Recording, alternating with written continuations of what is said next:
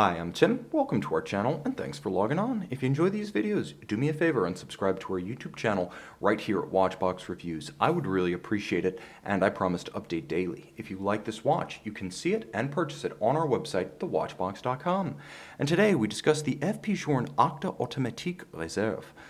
Platinum 950, 40 millimeters in diameter, and a reasonable 10.5 millimeters thick despite a 160-hour power reserve and automatic winding. With a power reserve indicator and a grand date, the timepiece is also nicely constrained across the wrist.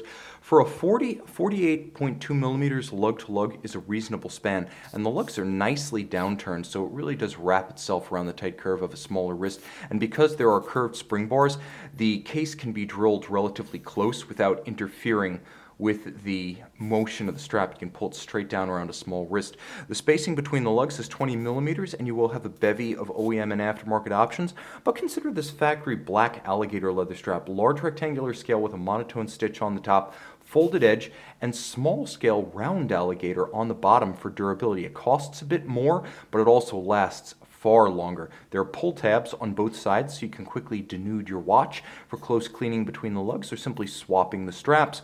Platinum buckle with FP Journe, that's always been the way, and you can see how the buckle is actually bridged. So there's a bridge over the two stanchions, and then the strap is designed to slide between them rather than stack up on the wrist. Smart design even in microcosm. That's FP Journe.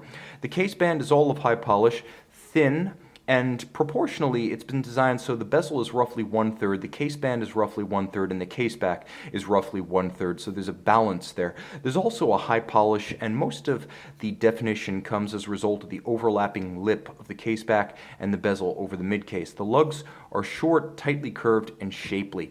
The Journe double dimple knurled crown is present and correct, and there's a domed high polish bezel on this platinum watch. Get a little bit closer and enjoy some of the details of the dial.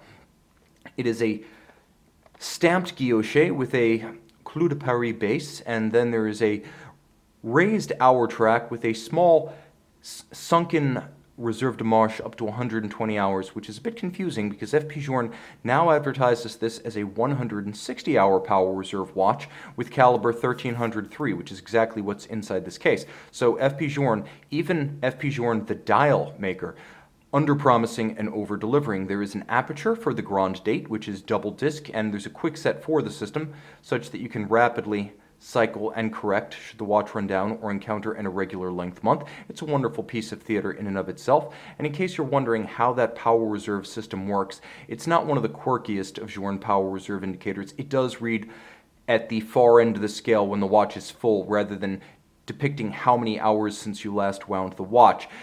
Arabic numerals in a slightly florid style. You can see that they expand and contract as they ring the dial, and then there's a small railroad or piano key style track for a countersunk second scale and a railroad outboard for the minutes with Journe blued biomorphic tapered hands at center.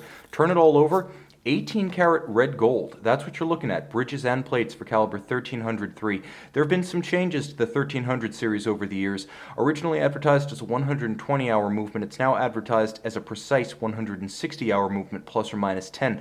It also features a unidirectional winder with a ceramic bearing system rather than the original steel bearing bidirectional winder. It's more efficient and it has a smaller dead angle. They also added a 22 karat mass for greater moment of inertia and thus much more efficient winding in the 1303 than in prior versions. You can see that there is a Grand Doge or barleycorn pattern as well as a high polish FP Journe logo, circular Côte de Genève across the bridges. We're going to turn this over and take a look at the balance, which is immense. It has a high moment of inertia to resist the effects of bump disruption and vibration on timing. It's free sprung, so it can take a precise adjustment in a chronometer like 5 positions. And you can see that underneath there is a tight engine turned perlage just beneath on the base plate. So a number of decorations present on the solid gold movement. It beats way at 21,600 vibrations per hour. And you can see that this 37 jewel movement also features black polished screw heads. You can see the effect of that mirrored optical finish on all of the screws that are revealed. And finally, I'm going to do my best to depict this because it's hard to show it, but there is a mirrored anglage or beveling on the edge of the bridges as well as for each of the jewel and screw countersinks.